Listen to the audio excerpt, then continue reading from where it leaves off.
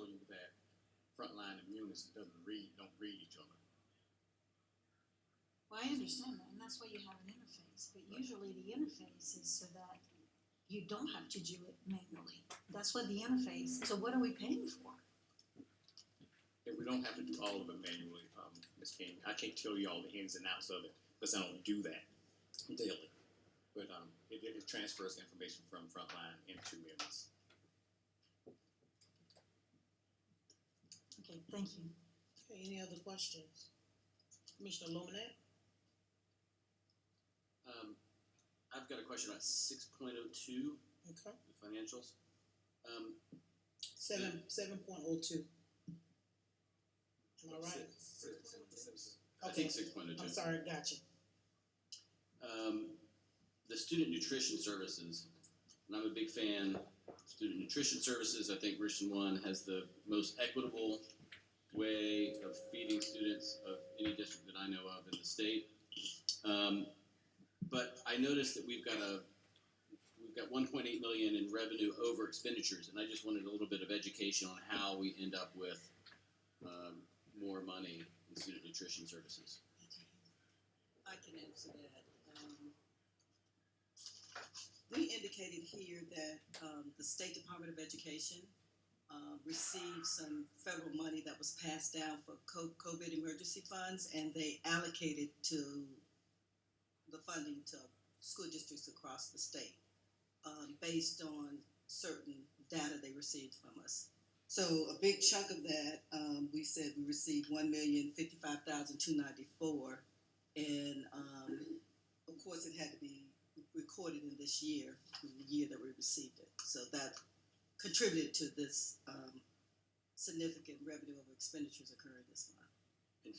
And so how can we use that money going forward? I assume we can't just use it on anything we want. It's got to be related to student nutrition.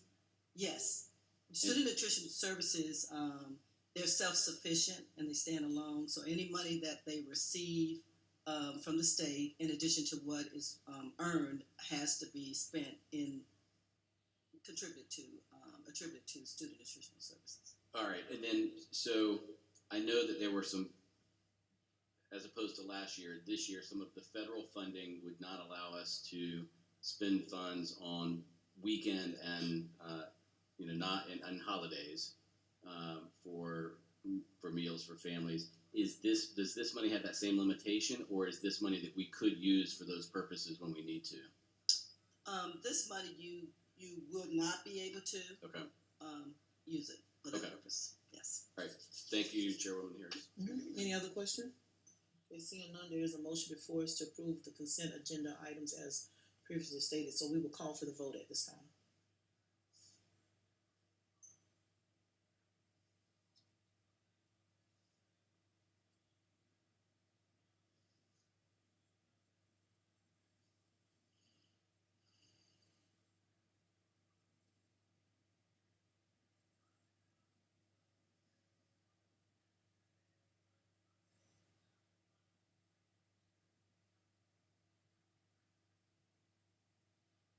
Okay, the ayes have it. The vote is unanimous. All of the items as previously stated under the consent agenda have been approved. We'll now move to 7, which is the Office of Operation. We have 6 contracts before us. We'll read all of them in, unless there is a contract that the board wants us to pull out and take a separate vote. If not, we'll read all items in. 7.1 is the Smart Boards Replacement Project. 7.2 is the new cafeteria furniture. 7.3 is Pest and Termite Control Services. 7.4 is the Professional Development Virtual Conference. 7.5 is the contract for structural literacy kits for special education services. 7.6 is the advanced social robots. What's the pleasure of the board? Move for approval. Second. It's been moved by Commissioner Bishop. It's been seconded by Commissioner Devine. We'll now open the floor for any questions or comments on any of the said items. Commissioner King? Commissioner Lomanet? Thanks, Chairwoman Harris. I've got questions just about 7.01 and 7.05. Okay, let's start with 7.1. All right, the smart board replacements, I noticed that we're using ESSER 3 funds, and I just wanted to ask, one, if we've identified which of the allowable buckets permits that, and then two, does that mean we freed up some previously budgeted general funds money that, because obviously we know we're gonna have to replace these over time, so I assume that was part of the budget. Would that free up some general funds, money to spend on other items? Mr. Carter. Yes, we did identify which of the categories we can use this out of. It's been approved. And it does not actually free up funds. We've been putting funds in, but we also reduced the amount of funds that we put into the smart boards over the last 3 years due to COVID and other revenue streams. Just help me flesh that out a little bit. When you say we reduced the amount we put in because of Yes. COVID, explain why COVID reduced the amount we put in to budget for smart board replacement. Prior to COVID, we had reduced it because of the funding we were getting, the total funds. And that was one of the areas we reduced, and we're gonna go back and increase that. So with COVID funds, we're able to do some of those that we did not do in the past 3 years. And that was just like the travel and replacement vehicles and others. Those are some of the items we reduced about 3 years ago. We were putting $2.5 million into the PC replacement and smartboard replacement. Right now, we're only putting about 1.5 in the last 3 years. Okay, I appreciate that explanation. And then I've just got a question or two about 7.05, the structured literacy kits. I know that we approved some funding for Orton Gillingham related. Was it just training, or were there also materials with that? This was a couple meetings ago. Dr. Hagley.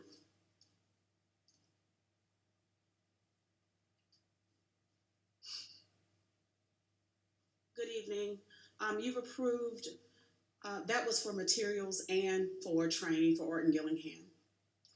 And these materials are also kind of Orton Gillingham approved or Orton Gillingham consistent, because I know that's a very precise, intensive, obviously, method that requires some materials, but these will work with Orton Gillingham, education. Yes, Okay, that's correct. that's all for me. Thanks, Chairman. All right, thank you, Commissioner Womack. Any other questions? Commissioner King? Yes, I'd like to go back to 701, Smart boards. on the smart boards, correct. So do I see here that it's only for the removal of outdated smart boards, is that right? Just the outdated smart board? That is what is in the scope. That's correct.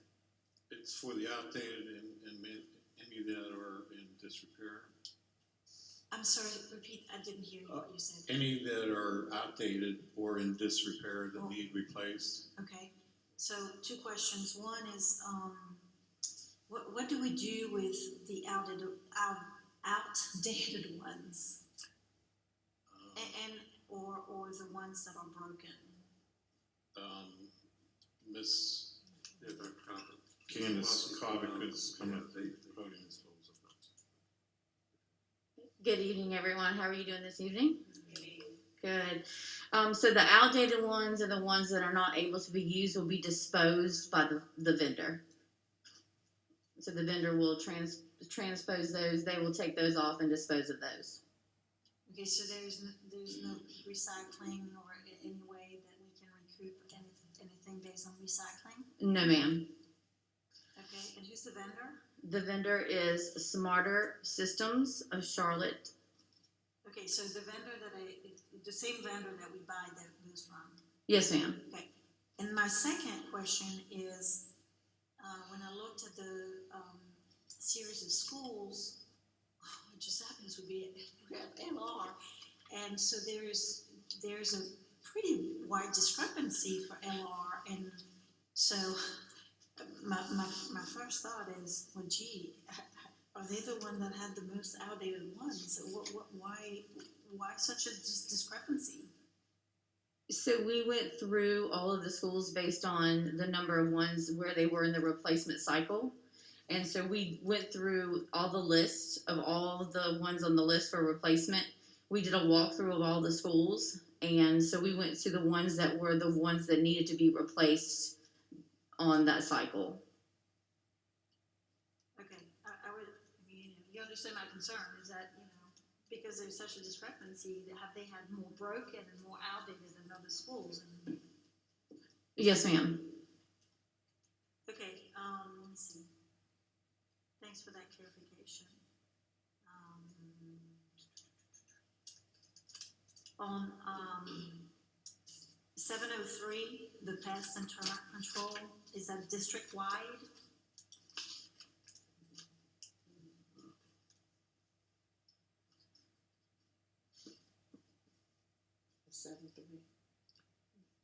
Plus. It's a district-wide, It is a district-wide contract, yes, ma'am. okay, and is this a local vendor that's able to address all of the needs that we have? This is a vendor, Orkin Pest Control in West Columbia. Okay, all right, thank you. Right, any other questions, Mr. P? Are you done? Yeah, I'm done, thank you. Okay, awesome. I had a follow-up question for Dr. Kopic, for a point of clarification. As you talked about the smart boards and the total here at Lord Richland, in that cycle, and I remember when we installed these smart boards, as we got them in, we put them in schools. And when you came into the schools, I guess, I don't know how y'all were doing a rollout, but I know we do the DLE rollout in a certain manner, as well as anything that we roll out in the district, because we can't just flood the whole district with everything, but based on that cycle, just like we do with uniforms and band equipment, it's time for those particular schools or this particular school to have that many discarded, is what we're saying? Yes, ma'am. Okay, I just wanted to clarify that, to make sure that it's their turn in the cycle to have those, because I know that I'm being told that smart boards, sometimes what's embedded in them is upgraded by the manufacturer, which is a smart thing. So we have to upgrade as well, just as we do with cell phones and computers. It's a smart board, so to a certain extent, it's a computer that Yes, we're ma'am. using. So just wanted to clarify that. Yes, ma'am. Thank you so much, Dr. Yes. Kathy. Mhm. All right, any other questions or comments before us at this time? If none, we will call for the vote.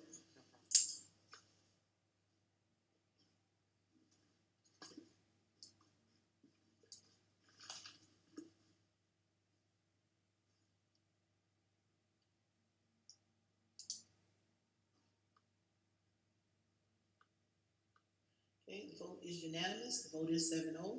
All items as previously stated under the Office of Operations have been approved. We'll now move to 8, which is the Office of Human Resources, the hiring of personnel. Dr. Long. The administration recommends hiring all teachers on the attached list for the 21-22 academic year. There are 2 teachers listed. The administration so recommends. Okay, you've heard the recommendation of the administration. What's the pleasure of the board? Move for approval. Second. Okay, it's been moved by Commissioner Devine and second by Commissioner Bishop. We'll now open the floor for any questions or comments. Commissioner Lomax. Thank you, Chairwoman Harris. Just one question, Dr. Long. So I know that we've hired, this would be 2, and then last meeting we hired a few. Can you tell us how many, not openings, but how many teacher vacancies there are right now? That number seems to be going down, I hope. We have 88. 88? Yes. So last time I think we had 83. Does that mean we've had some more resignations in the Yes. last 2 months? Yes. Okay. Thank you. Any other questions or comments? Dr. Long, I'm going to promote you again. Job fair, where are we at? Do we have one scheduled here coming For soon? this coming Saturday, Okay, this Saturday, is it virtual? it's virtual. Okay, awesome, wonderful, thank you. Any other questions or comments from the board? If not, we'll call for the vote at this time.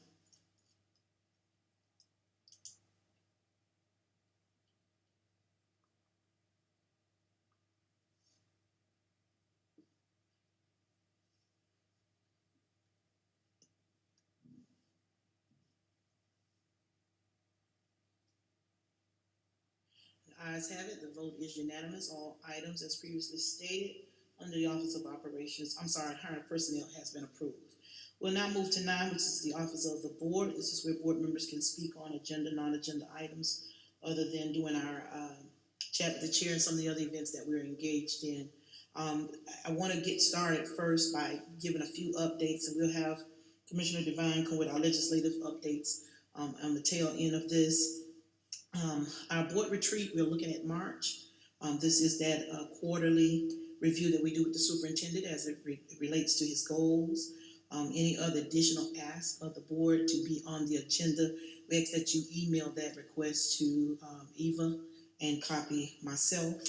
You've also received some information on the Cognia virtual meeting.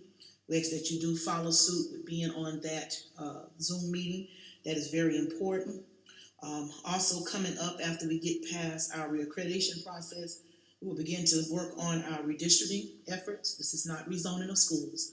This is redistricting of voting lines. We did have our redistricting done in 2016, so our numbers are fairly new compared to the other municipalities out there, but we still are required to do it after the census. We will begin that effort after we get past reaccreditation. So we will start working with superintendent to line those public meetings, et cetera, that we have to do. So just want to make sure that's on everybody's radar. Also, I'm encouraging my colleagues to please be at the annual school board conference. I know Commissioner Devine will probably speak to this. As you all know, there's several items. There are about 20, what do you want to call it, bills on the floor that directly impact the operations of schools, et cetera, funding, board members, et cetera. We ask that you please be in attendance to the school board conference if you're able to be there. And then lastly, and I can pass this out if I need to, a few things that we need to go over to make sure that there's clarity amongst the board, our school visit policies, and I have copies that I can give to everyone tonight. I was wondering who would be the teacher's helper. We won't review these tonight, but we just want to make sure that everyone has it in hand of our school visits, how they're to be conducted through our executive assistant's office, to make sure that we keep in mind that we are in a pandemic. Our principals are a lot of times bogged down with updating dashboards, et cetera. I've heard it all. Want to make sure that the proper people are being notified. So what we're distributing right now is the actual policy that speaks to how we conduct our school visits, which is welcomed. It's a great thing that we want to be in the schools, but we just ask that we adhere to our own policy. Secondly, when it relates to policy review, when we are conducting our committee meetings, the committee meetings are a subsector of the general board meetings. Any vote or decisions to review policies is to be taken up by the full board in the board meeting, which is what tonight is. So we ask that our colleagues make sure that if there's a policy that you'd like to see reviewed, we welcome that with open arms because we are a team, but we ask that you bring it to the entire board. So we have a copy of, I believe it's our procurement procedures, so everyone can look at that. Remember, there's not really a whole lot of policies around procurement because we follow a procurement code of procedure. So that's why we've included that in the packet, that you all have that. So just want to make sure that you have that on hand as well, so that we can continue to conduct business in the district in an orderly fashion. At this time, I'm going to yield to Commissioner Devine, who will provide us our legislative updates. Thank you, Commissioner Harris and the Chairwoman. Good evening to everyone again. Our legislative update as it pertains to, I'll start with School District 1 and then I'll go to the state level. I want to thank Dr. Witherspoon and the staff and Ms. York. We do have the 2022 legislative platform, which we all participated in last year, and we have some focus items for the 2022 legislative session. Those, just real quick, Richland 1 opposes the takeover of schools and school districts. Richland 1 supports legislation allocating state funds for the expansion of broadband statewide to ensure every student has access to the internet. Richland 1 opposes legislation that would require third graders to be retained based on the score on the state test. Richland 1 believes the General Assembly should fully fund EFA and the base student cost. Richland 1 believes the General Assembly should prohibit lawsuits from any child and or adult, including district employees who believes he or she contracted COVID-19 while at school. And Richland 1 believes that local school boards should establish the school calendar including the school start date without limitations from state government. These are just some of our priorities. This is also on our website. For anyone who wants to take a look at this, this has been mailed to our delegation here in Richland County. Each of them have a copy of this. I did speak with our chairman, Chairman Leon Howard, who is, we're getting some dates together so that we can have a local delegation meeting so we can discuss these items and many others as it pertains to education in Richland 1. And then I'll switch now to the state level. I had an opportunity to testify before the Senate, House Bill 935, which is the ESSER, or the voucher bill, that we do not think that is a good option for the state of South Carolina. We do oppose that. We gave several reasons as to why we've done that. They will have a third reading on that one item, I believe it's tomorrow as well. And then in the House, there are several bills that will come before the House Education Committee beginning on Wednesday. And some of those bills pertain to CRT. Most of the 5 bills that will come before the committee tomorrow pertains to CRT.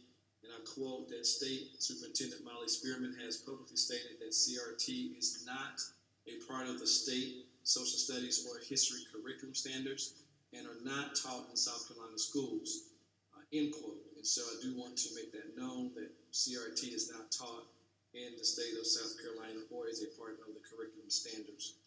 Some of those bills include House Bill 4325, which prohibit public schools and higher learning institutions from compelling students to personally affirm, adopt, or adhere to tenets of critical race theory. House Bill 4343, which enact the South Carolina Academic Integrity Act, which would require K-12 public schools to provide an opportunity for public input on their instructional materials and curriculum that must be posted on their website. Prohibiting the teaching and use of the 1619 Project or its tenets. House Bill 4392 would enact keep partisanship out of civics that would, among other things, prohibit civic teachers in public schools as part of their course requirements from discussing current events or controversial issues, requiring students to participate in lobbying, affirming certain beliefs about race. House Bill 4605 would affirm the dignity and rights of all individuals to be free from ideological coercion and indoctrination of places of learning. And then House Bill 4799, a bill that would prohibit a lot of things that include public schools and other institutions of higher ed and political subdivision of the state from affirming, adopting, or adhering to any tenets of the critical race theory. And these meetings are live via broadcast starting tomorrow at noon. Some were held today. Some will be at 9:30 in the morning. So I would encourage our community, to attend these via broadcast live, and then submit necessary comments as you see fit. Some of these meetings, the public will not be allowed to give testimony, but it will be debated amongst the committee members. And then going back to the Senate, again, the voucher bill will be presented again or discussed a third reading on Thursday at 10:30 a.m. And so I want to keep you all abreast of that as well. Now, the Senate Education Committee will take up Senate Bill 946, which is mandating 30 minutes of unencumbered time for teachers. It directs elementary school principals to provide at least 30 minutes of unencumbered time during each regular school day to classroom teachers. There's some other items in this bill as well. And so again, this will be taken up. And then House Bill H350, which would allow schools to hire up to 25% non-certified teachers in an effort to recruit more teachers, hire more staff. That bill will be taken up as well. And there are many, many more. So these are just some of the ones I want to highlight as well. And so we'll keep you abreast as to what happens with these bills. Do keep a lookout for these, and I'll update the board as we get additional information. Madam Chair, that completes my report at this time. Thank you so much, Commissioner Devine. And let me put a plug in there for that board retreat in March. Eva will poll the board. She will give you a few dates for you to look at, which will work best for you. So please let her know so we can begin to set the agenda. And remember, if you have any items you would like to add to the board retreat, please give it to her at that time so we can go ahead and start planning for it. We'll open up the floor now for any additional reports from any board member. Commissioner Lomanet? Thank you. I just wanted to acknowledge a wonderful visit actually at Lower Richland High School here last week. I appreciate Assistant Principal Beckett and Dr. Hersey's time showing me around, but more importantly, I got to watch students be inducted into 5 different career and technology related student organizations. So that was awesome. And as always, that was the highlight of my day. And I want to thank Assistant Principal Irby and Mr. McClinton, whom I've known for a long time, who showed me around C.A. Johnson today during their literacy time, and I really appreciate that time and what I learned today. Great, thank you so much, Commissioner Lomanet. Any other reports, Commissioner King? Yes, Madam Chair, I'll be really brief. It's time to open the board meetings to the public. We are completely out of compliance with the law. Live feed is not a replacement for open. So I move at this point that we put on the agenda for the next board meeting that our board meetings will be open to the public. I second that motion. Okay, there's a motion on the floor to put on the agenda meetings being opened back up to the public. It's been seconded by Commissioner Lomanet. We'll now open the floor for any questions or comments from any board member. Commissioner King? Madam Chair, maybe we need to clarify this. Did the board vote at any point to close the meetings? No, we were under emergency order at that time, Okay. when this initially happened.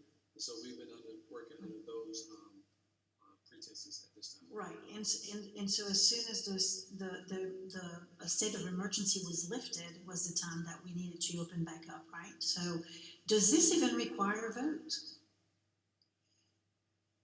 Right to hear from legal counsel?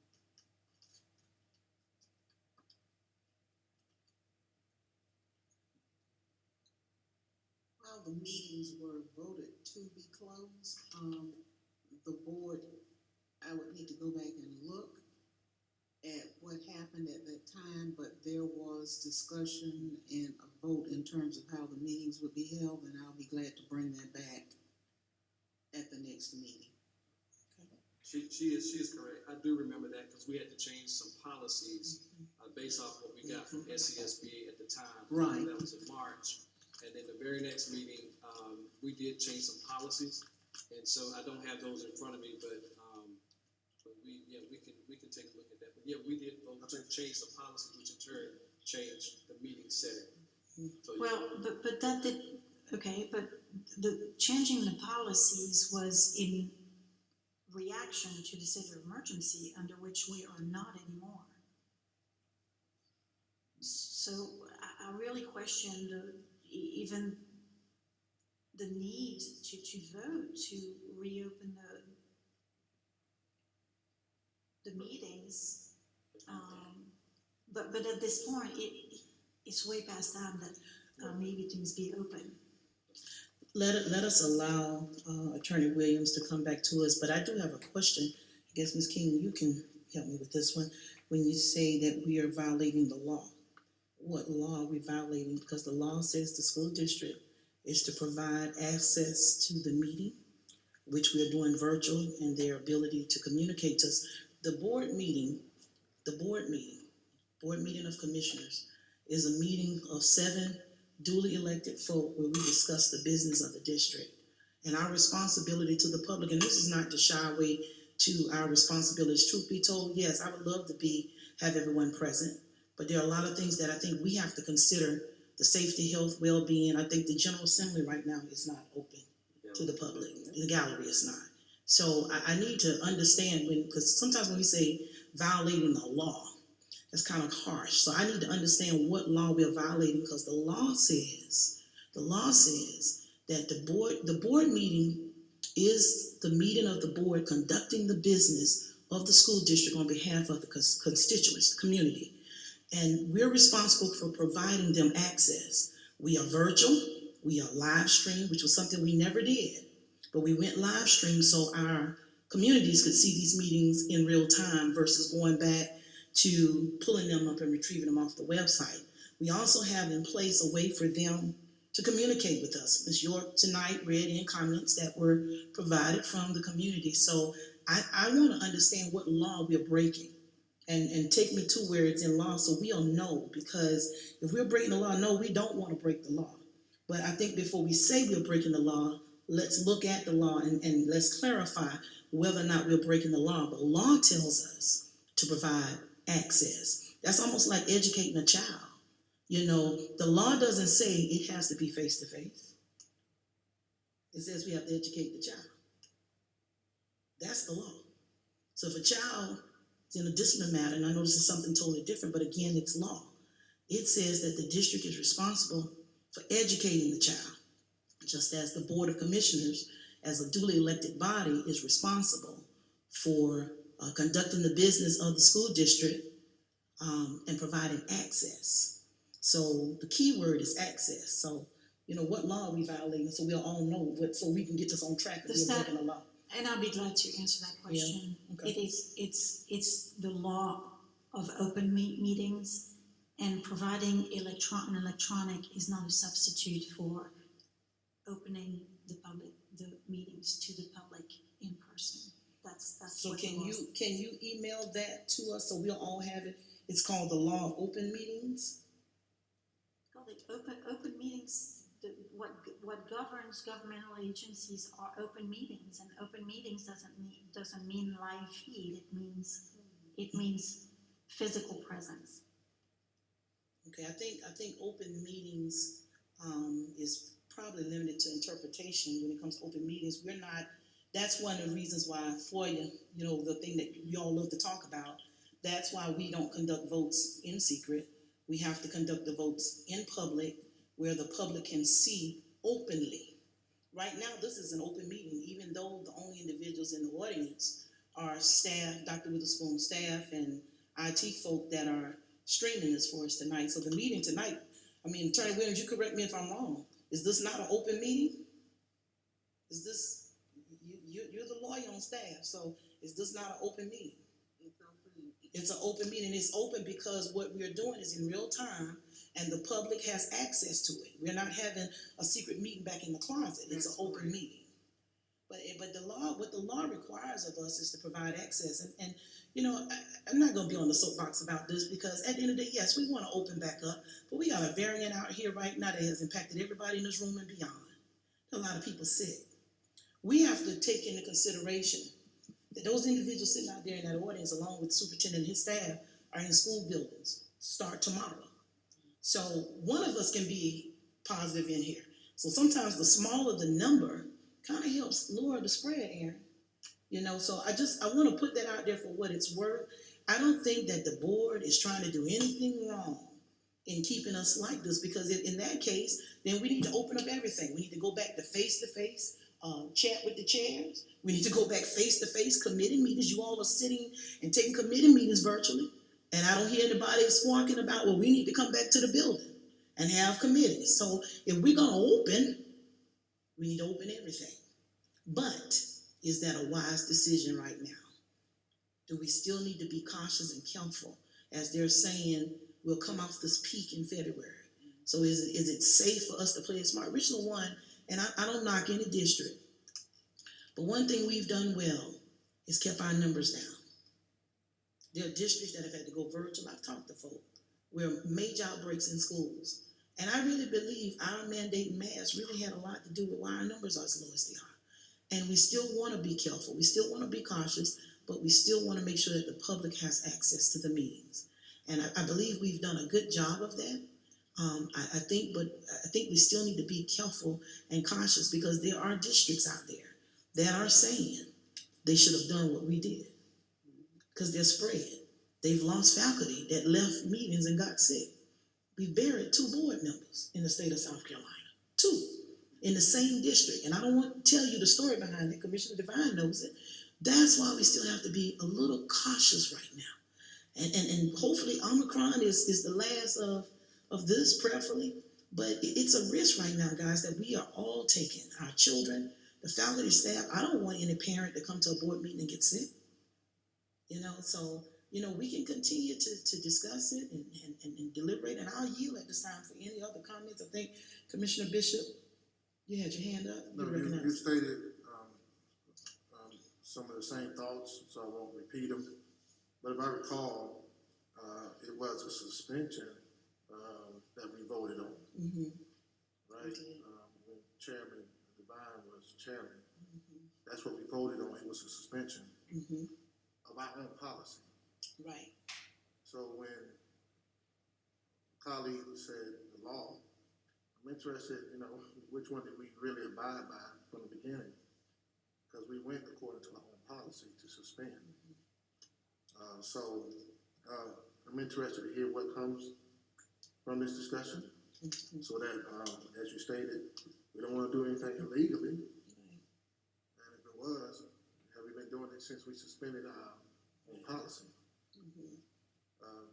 To come up and bring it now is also making me understand that if we're gonna open it up, do we tear down these barriers as well? Do we go back to SAD? Where all of the staff has to be in that same room? Do we do, also conversations about our bus drivers? And their protection, so it's gonna need to be a full conversation than just opening a meeting. That takes something from this administration to bring to us as well. So that's just what I'm trying to see about this whole vote in the second that's on the table, and maybe that's just the discussion I want to have. Okay. Thank you, Commissioner Bishop. Any additional, Mr. Lomanet? Yeah, I do think that we need to spend more time looking at the legality of it. Just a quick search online, there are South Carolina attorneys that do believe that not having a public meeting when you're not in a state of emergency does actually violate the law. Attorneys differ all the time, but I think we need to have more thought given to that in this discussion. But I personally, if the prior vote was based on the state of emergency, once the state of emergency dissolves, I don't think that prior vote gets to continue in perpetuity. But more importantly, I think what we're doing unnecessarily breeds distrust. We can absolutely have people in here and still use precautions, still use these dividers, still use masks, just like we're asking our teachers and students. I was in this auditorium last week. I was in the Dreher gym last week.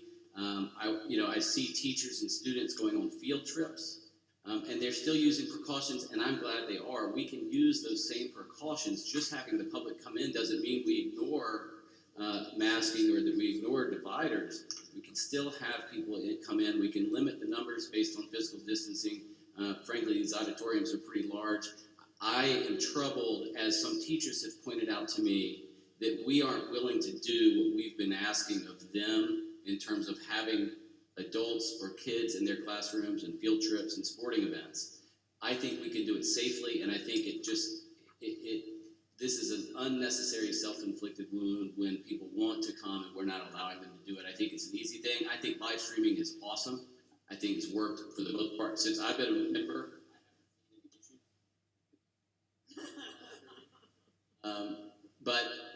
So I am super impressed with that. I think that adds some people who can't get to the meetings, and I think opening it up to the public, make sure that some folks who do not have Wi-Fi access but do have a car can also get to the meetings. I think doing both makes sure that everybody who wants to participate can do it, and I'm all for the more the merrier. And I'm sure there's going to be somebody that shows up at a meeting at some point and yells at me, and that's okay.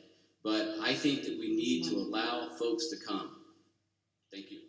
And I appreciate that comment. Are there any other comments? Before I go to Tamika Myers, Commissioner Myers, let me say this. When we say open up a meeting to the public, let me clarify. The meeting is open to the public. Let me be clear. Every vote has been taken on a stage at either Lower Richland, C.A. Johnson, Eau Claire, or Dreher High School. So every meeting has been open to the public. So what you're saying is you want in-person individuals allowed to come into the already open meeting. I'm fine with that. Honestly, I don't understand this is just my personal take, and take it as what I say, Aaron. What is it that needs to be accomplished in person that we have not provided access to? It's a meeting that you cannot talk out of order because it's the meeting of the board. You're only allowed to speak as you sign up. We have access to that. So the question would be, well, what needs to happen in person at the meeting that we don't know about? We'll continue to discuss this. Please get the information back to us. Ms. King said that the law is called the Law of Open Meetings. So we need to research that. I'm gonna yield to Commissioner Myers at this time.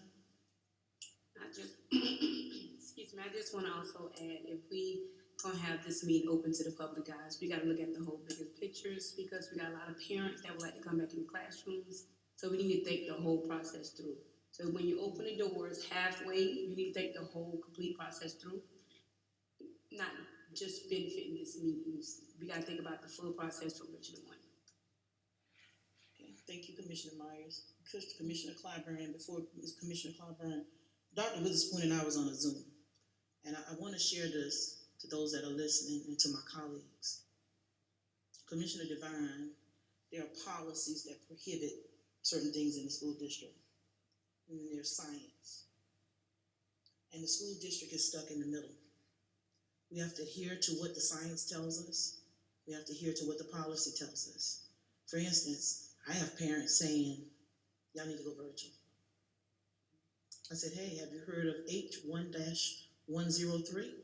He said, no. But it's a proviso, Mr. Carlin, that will take 47.22%.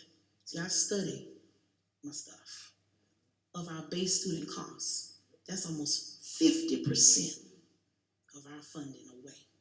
If we take more than 5% of this district, 5% of this district is AC Flora alone. Let's do the math. So, as I said to the superintendent, and on this call, we got 52 schools. Dr. Brazar, what school do we save? And what's the other 51 that we have come back in person? There's a lot of things we have to consider when it comes to open back up. And Commissioner Myers, you said it, frankly, perfectly. Then the board needs to come to SAB for their committee meetings that you've been taking warm and cozy, drinking and sipping your coffee by the fireplace. And the board needs to no longer do chat via the Zoom and show up at the school. If we're gonna open face to face, not open up for public access, but open up for face to face. Okay? So the risk factors now are out there for everybody. Okay? So, consider all of those things. Commissioner Clyburn and then Commissioner Bishop. So there was a comment made by one of our colleagues a few minutes ago about our meetings being virtual but open, there being an element of distrust.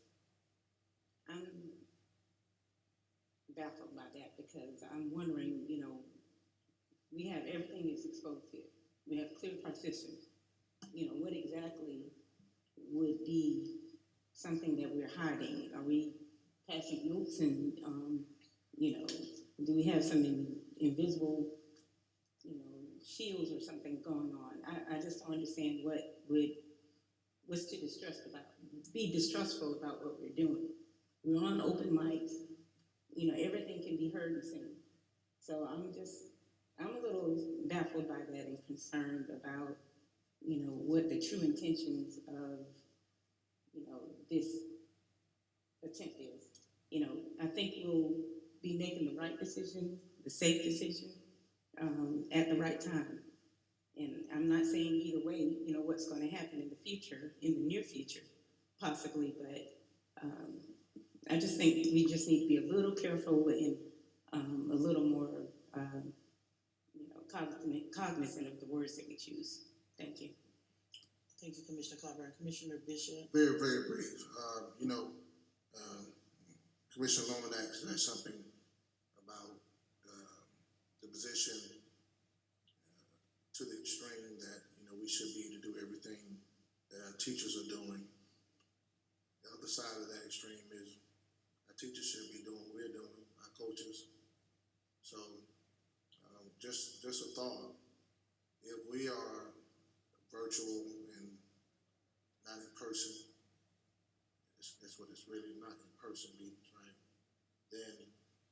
consideration and conversation also has to go towards should games and attendance be in person as well. So just to add from one extreme to another, that as this conversation goes forward, that if the leadership of the board is operating like this, then is there a conversation about how attendance is at games, which are in-person attendance? I remember one time we had a middle school basketball championship and it was totally virtual. It wasn't in person. So when we had this discussion, as many have already said, in the totality of the district, not just a board meeting. Thank you, Commissioner Bishop, and we appreciate that information. Appreciate the conversation from everyone, because everybody's comments are important to know where everyone stands and how they feel about the matter. What we're gonna ask of Attorney Williams is to come back to the board with a statement of law as it relates to law of open meetings, and where we stand, if we're violating that. And we need to have some discussion, because I noticed no one said anything about, yes, let's do committees face to face. Okay, again, if we come to committee face to face, you now have to bring in Dr. Witherspoon's entire staff in a location for it to be viewed. But if we're gonna open it all.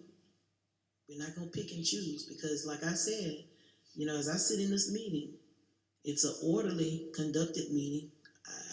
I'm glad to know that, you know, our constituents wanna come and see our face. We wanna see their face too.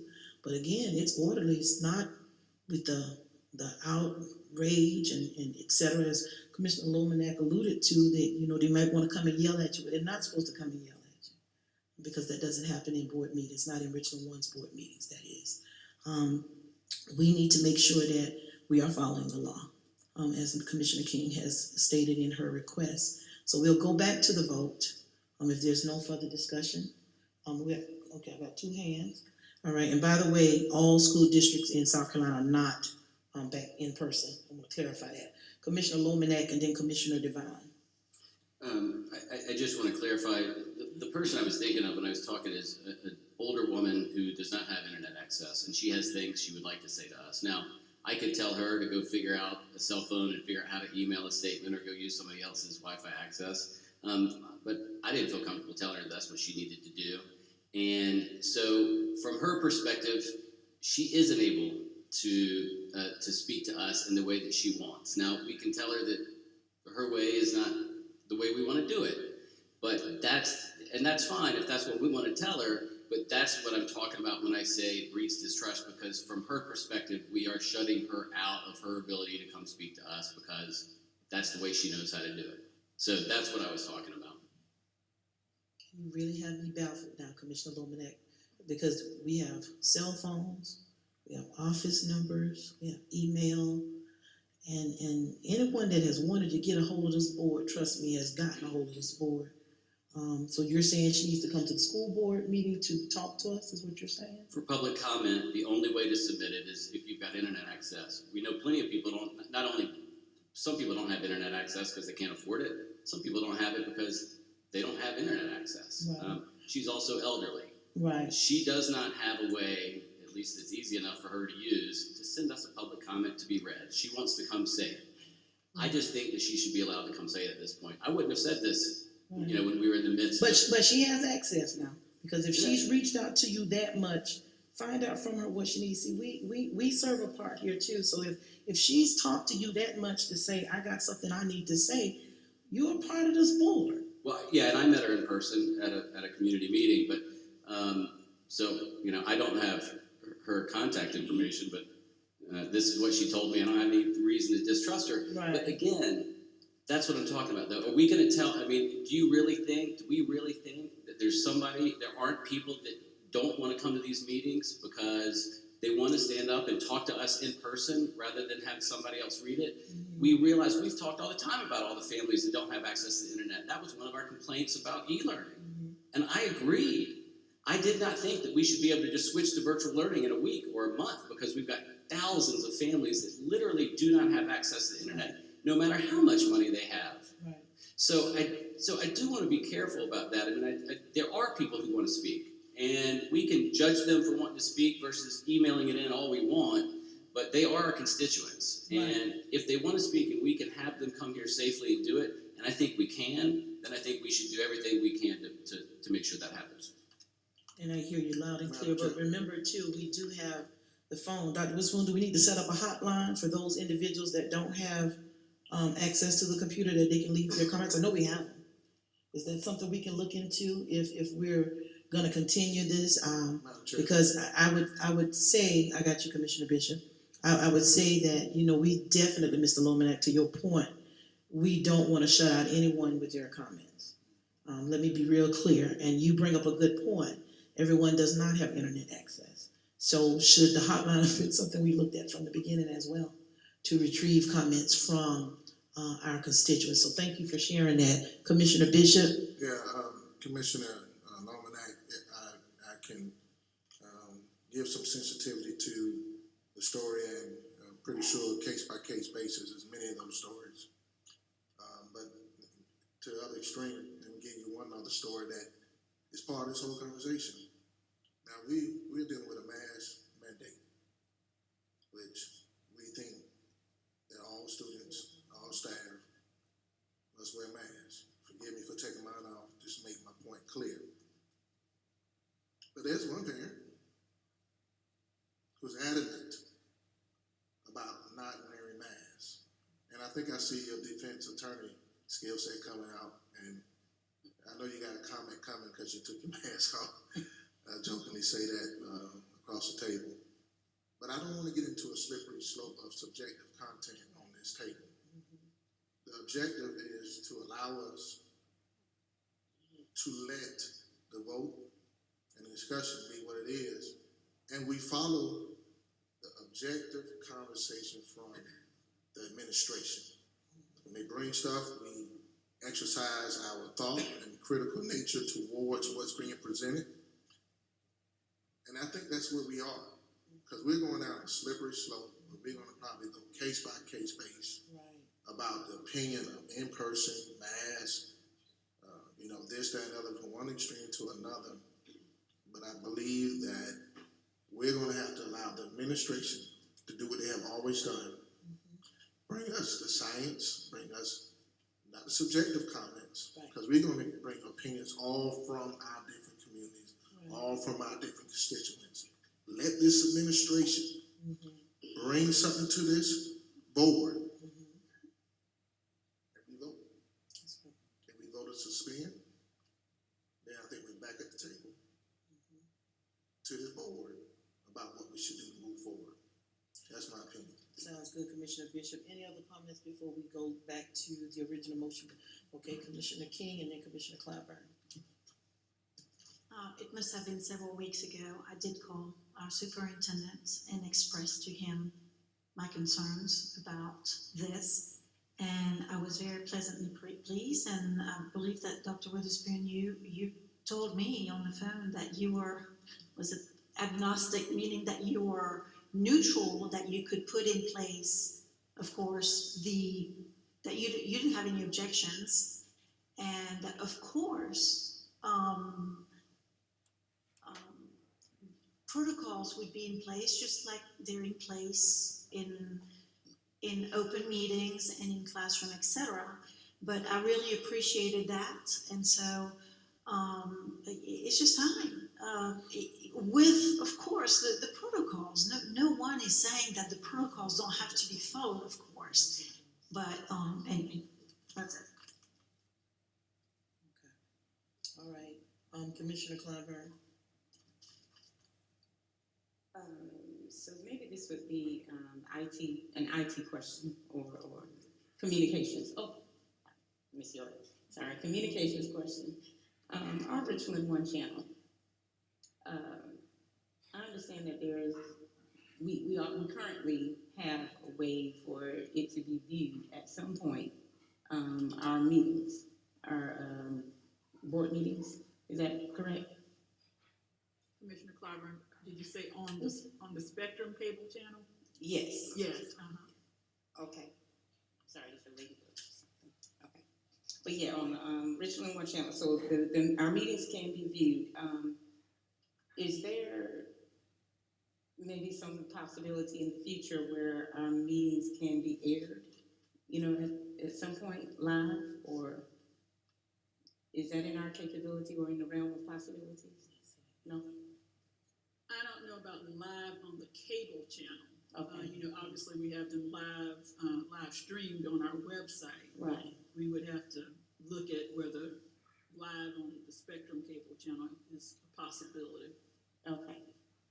I was just trying to, you know, for someone that does not have the internet, if they could still view it at some point, so that if they have Spectrum, they can view it at some point.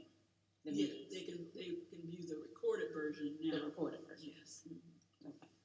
Madam Chair, Commissioner Bishop? before you ask for the vote, or anyone calls for the vote, I just wanna make sure that the motion on the floor.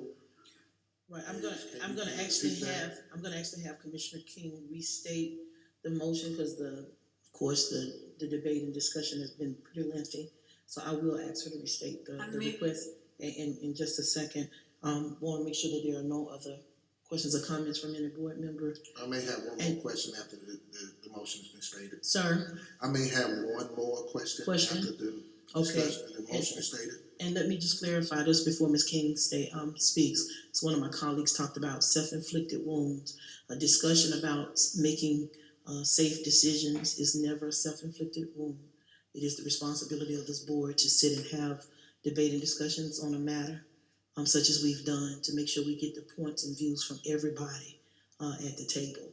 So I just wanted to clarify that this is not self-inflicted wounds. This is healthy debate. Ms. King, if you will restate the motion for everyone. I move that we put on the agenda for the next board meeting to reopen our regular board meetings to the public.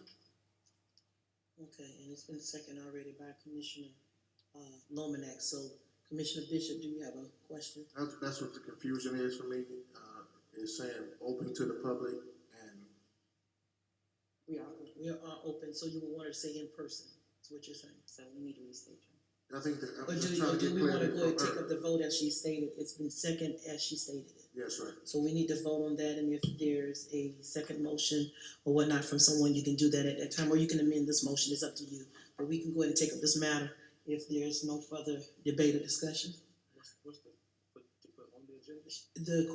The request is to put on the next meeting's agenda to reopen to the public. And the question that Commissioner Bishop has raised is, we are open to the public. Should not the request have been in person? So, that's where we are right now. Commissioner Myers and then Commissioner Lomanak.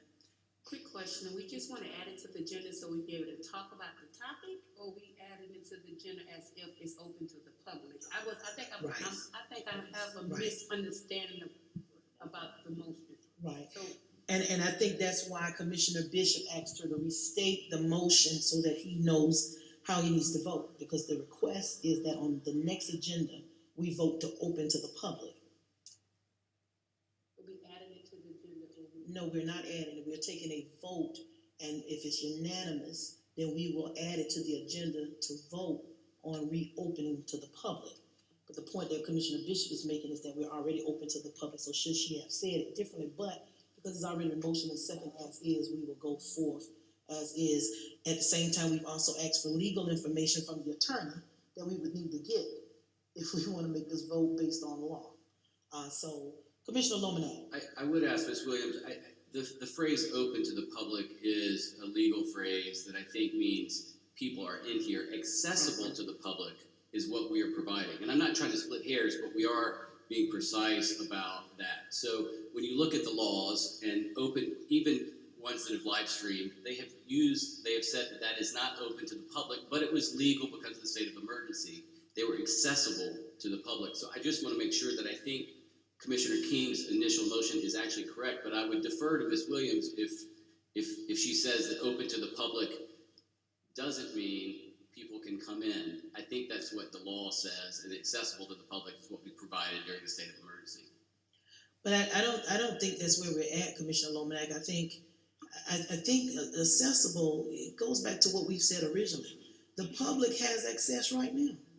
So when you're saying what you're saying, it doesn't make sense along the lines of the public does have access. It goes back to the law that says we must educate a child. It doesn't tell us how, it just says we are required by law. So we're required by law to provide access to the meeting, which is what we've done. We did the live stream, it was a challenge, but we finally got it up and running, that the public has access to view the meeting and to also, they have access to give us comments. Now, to your point of not being able to send comments in for those individuals that don't have internet, you brought up a great point that we may need to look at even that. So the motion on the floor, it doesn't matter what might have been intended in the motion. The motion before us clearly says to put on the agenda at the next meeting to reopen to the public. And what I mean when I seconded that, when I use the phrase open to the public, or when I second a motion that uses the phrase open to the public, I think that that's a legal phrase that means the public is allowed to come in. Because I'm not arguing what you were just saying a minute ago, but y'all were asking whether what she was moving was that we put on the agenda for the next meeting a discussion and vote on whether we will thereafter allow people to come to the meetings. And I think the phrase open to the public, I hear what you're saying about accessible. I'm not denying that these meetings have been accessible to the public, but I think that's legally different than the phrase open to the public. So I think her motion, the phrase open to the public, implies people in the meeting. So I just want to make sure that that's the motion that I seconded, and that's how I understand it. But if Ms. Williams, as the lawyer, has an opinion on that, I'm happy to defer to it. Attorney Williams. I think it's appropriate to have that discussion at the next meeting, as I stated previously, when we bring in all of the information, have all the information available for discussion and discuss it at that time. Well, so I seconded a motion and I understood it to mean open to the public means people come in. I mean, if we need to amend it so that it's even more clear than that, but open to the public means that people are here as opposed to accessible to the public. And I thought that was the concern a minute ago about the wording of the initial motion, but I think that's what open to the public means. Commissioner Clyburn. So since that is a repetitive phrase, open to the public, you're meaning, to you it means people being in the building. So I took it upon myself to Google open to the public. It was a little tough, but it does use the word public, open for business, open, communal, accessible, accessible by the public, accessible to the general public, accessible to the public, available to the public, publicly accessible, publicly available, accessible to all. I mean, it just goes down. It does not say bodies in the building. I'm just using this as a reference. I'm looking down the list. It does not say that.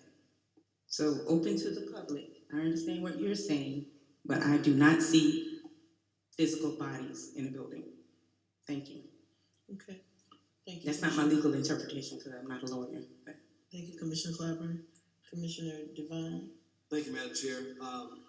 At this time, I move that we amend the motion by stating that we allow staff to continue to monitor the situation and report back to us at the next board meeting, next steps as to move forward with opening the meetings in person. Second. Okay, there is a motion, there's a substitute motion on the floor to allow staff to report back to us next steps in reopening to the public for in-person meetings. It's been properly seconded by Commissioner Bishop.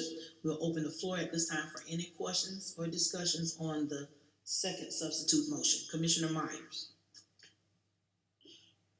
With that being said, we only talking about opening for the board meeting, nothing else in general that dealing with Richland Way? We will be talking specifically about the board meetings, correct, Mr. Devine? That is correct. The regular board. The regular board, yeah, the regular scheduled board meetings. Okay, any other debaters' questions? Okay, seeing none, we will call for the vote on this particular item. A yes vote would be approving for the board, Dr. Witherspoon staff to be instructed to come back to us with information as it relates to next steps in reopening for in-person at the meetings. It's been properly seconded. We will now call for the vote. Miss Harris, Uh-huh. can I make a distinction also that might also, I mean, it's not just information, there's gotta be also information slash action. Obviously, I want these meetings to be accessible, open to the public according to the legal definition of in-person, because that's what the legal definition is.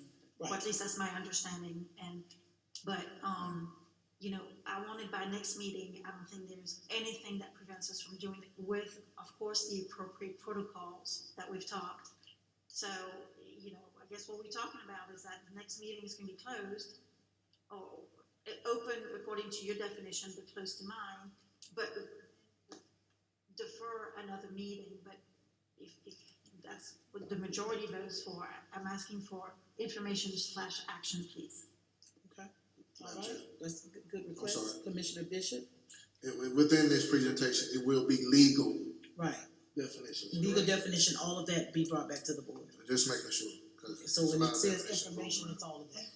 All right, we're gonna take this vote manual, because we are not set up to do it electronically. All those in favor of the motion that was made by Commissioner Devine, say aye. Those that oppose, say nay. Nay. Okay. How many nays do we have? Ms. King? This is the substitute motion we're voting on. Nay? Yes, nay. Nay, okay. The ayes have it, the vote is 5-2, and I know even you're listening in, or we'll do a roll call so everyone will know how everyone voted on the substitute motion to provide information in the next steps, which also include legal, in the next steps of reopening for in-person attendance at the board meetings. Lomanak, your vote?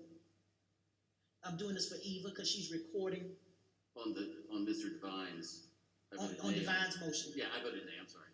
Nay, okay, Myers? Yes. Yes. Yes for Devine, yes for Harris? Yeah. Yes for Clyburn, nay for King, That's a yes. and a yes for Bishop. The ayes have it. So Dr. Witherspoon, your staff is asked to bring that information before us at the next meeting. I believe the original motion fails, if I'm wrong, I think I'm correct. The original motion fails because it was unanimously voted and amended to change the original motion, to vote on having the information provided versus us voting to come back in person.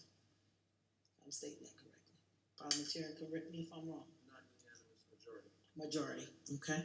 Do we need to go back to the original motion? It died, okay, thank you. All right, we'll move on. We are actually still in board report, okay? Are there any other reports from board members at this time? Commissioner Clyburn. So thank you so much, Chairwoman Harris. We recently lost another teacher, a longtime teacher, Juanita Wilson, over 40 years with Richmond District 1. I believe she was at 3 high schools during her tenure here at Richmond 1. One of the high schools, I graduated W.J. Keenan in 1991. She was there when I arrived at W.J. Keenan. Juanita Wilson, she was an English teacher. And she passed away recently. She was definitely a mother away from home, to a lot of our high school students and, throughout the district. I remember some days with her and her duo. They were a duo, Mrs. Smalls, Devon Richard Smalls. So they were a team. And I just wanted to definitely give condolences to her family and express condolences, on behalf of the school commissioners. Thank you so much. And I would yield to Commissioner Bishop, who is definitely a student as well. Yeah, thank you, Commissioner Clyburn, for recognizing one of our precious jewels of Keenan High School, Hallow Halls.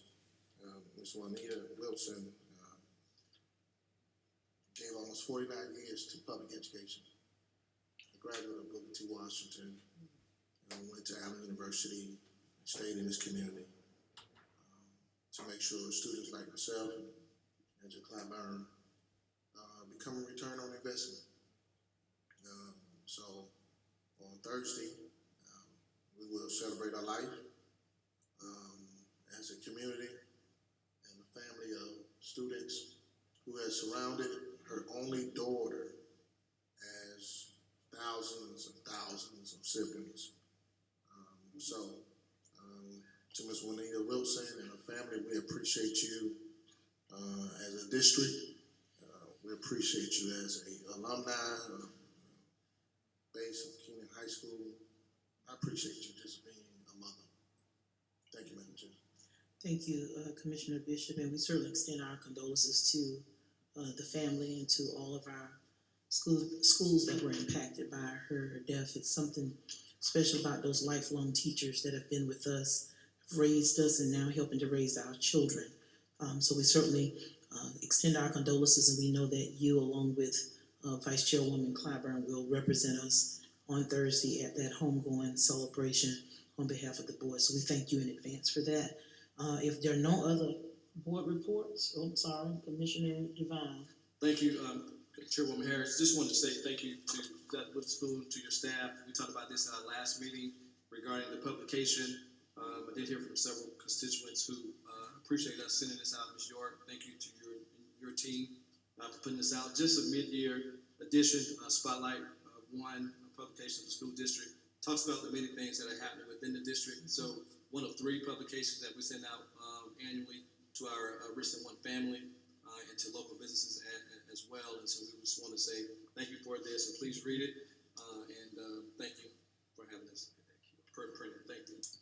Thank you so much, Commissioner Devine. Before we go to Dr. Witherspoon, we had that down to say to Dr. Witherspoon, but again, I too want to thank, I'm finna call her Commissioner Karen York. I too want to thank Karen York over communication. I have heard from a lot of constituents that have received the Spotlight One as well. And they were excited to see what's happening in the district. I just say kudos to you all. Continue to do what you're doing, because what you don't know can hurt you. The more you know, the more you grow, and then the more you just simply know. So I appreciate you spotlighting the district, Dr. Witherspoon, and all that you're doing. And I know Dr. Witherspoon is talking about the QR code, hopefully putting that on the next publication so that our constituents, not just our parents, but our constituents are able to link in and they can receive those publications electronically as well on an ongoing basis. So thank you so very much for that. At this time, guys, if there are no other board reports, we will now turn it over to Dr. Witherspoon to give us his superintendent's report. Dr. Witherspoon. Thank you, Madam Chair, members of the board. Did want to take this opportunity while I was in here to introduce you all to Mr. James Brown. He is our new Director of Safety and Emergency Services. There he is. I can welcome him as he comes on board. Thank you, Mr. Brown. Next, we want to remind parents that Monday, January 31st is the registration deadline for our pre-kindergarten programs for the 2022-2023 school year, and round 1 application deadline for our magnet programs. Go to our website at www.richland1.org/4K for information on pre-K registration, and go to richland1.org/choice for information on magnet programs application process. Since our last board meeting, we've learned that 2 more Richland One teachers have earned National Board Certification, which is the highest credential available in the teaching profession. Congratulations to Dion Boyd of Burnside Elementary School and Kathleen Pennyway of Drury High School. Richland One now has 205 National Board Certified teachers. In addition to our newest National Board Certified teachers, 26 Richland One teachers either renewed their certification for 10 years or earned the National Board's Maintenance of Certification, which is a 5-year extension of their current certificate's expiration date. Their names and schools are posted on our website. I also want to extend congratulations to Brian Weston for being named the 2022 Betty Blanton Education Office Professional of the Year by the South Carolina Association of Education Office Professionals. Mr. Weston is an executive assistant in the Office of Executive Directors of Schools. He was named Education Office Professional of the Year by the Association's Richland County chapter before being selected for this statewide honor. He will be recognized at the state level during an awards luncheon on February 4th. Again, congratulations to Mr. Weston and the work he does.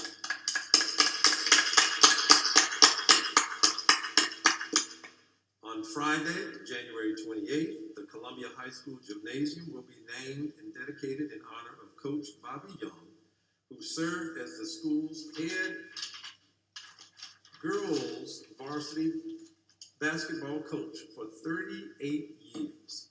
The ceremony will be held during the halftime of the girls basketball game against Batesburg-Leesville High School, which will begin at 5:30 p.m. Congratulations to Coach Young, and we thank him for his many years of service to Columbia High and Richland 1. We have several education-related observances during the year. At the last meeting, we saluted our board members in conjunction with the School Board Association School Board Recognition Month. January is also National Mentoring Month, and we thank all of the adults in our schools and in our community who serve as mentors to our students. Another month-long observance starts Tuesday. February is Career and Technical Education Month, which celebrates the value and achievements of CTE programs across the country. And of course, we have many outstanding CTE programs and opportunities for our students in Richland 1. And we are proud to offer all 16 nationally recognized career clusters. Richland 1 was the first district in the state of South Carolina with that distinction. Thank you to our CTE teachers, our staff, for all that they do in preparing our students for college and careers. I know many of us will be watching the Super Bowl for this year, 2022, on Sunday, February 13th. Again this year, Richland 1 has participated in the Super Bowl, S-O-U-P-E-R, Bowl of Caring, which is a nationwide initiative that uses the Super Bowl weekend to mobilize young people to fight hunger and poverty in our local communities. Leading up to the Super Bowl weekend, our schools and administrative buildings are collecting canned goods to benefit Harvest Hope Food Bank. This year's Reach the Goal, Tackle Hunger campaign begins on January 26th and goes through February 11th. Last year, Team Richland 1 collected 6,858 canned good donations. In conjunction with the Super Bowl of Caring, Friday, February 11th, will be Game Day Friday. Schools and district employees will wear their favorite NFL attire and paraphernalia to get into the Super Bowl spirit. Students will enjoy a special tailgating lunch on that day. And Madam Chair, board members, before we conclude the superintendent's report, I would like for Mr. Henry to come up and, we've had some power concerns here at Lower Richland High School that we have been working through. We did get the power with the use of the generator back up, but Mr. Henry, if you would give us a brief update on that situation, please.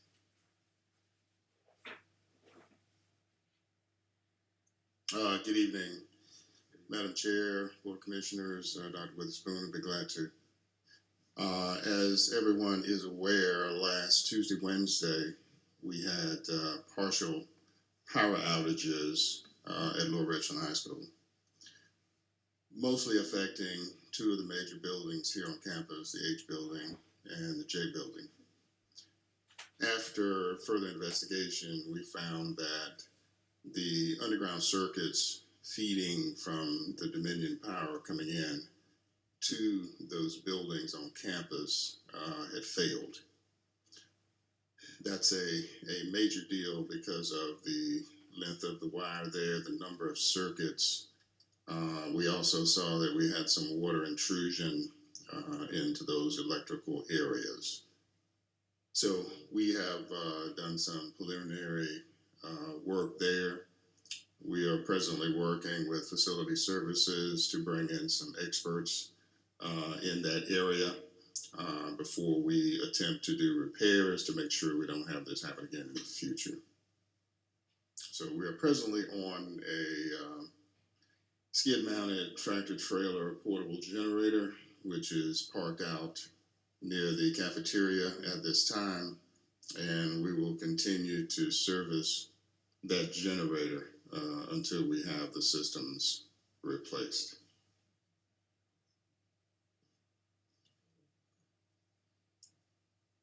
Thank you, Mr. Henry. Madam Chair. Thank you, Dr. Wisdom. Mr. Henry, you go back to the mic. You already know it's gonna be some questions about this. So the power outage that we had, and I'm glad we're talking about this publicly, because I think it's important that our community constituents know what's going on. Richland One did pay the electric bill. Yes, ma'am. So that the power outage has nothing to do with that. And it's sad, but you have to clarify things like that today. With the generator, what is that costing us daily? Rough estimate. Rough estimate, the generator is about $7,500 per week.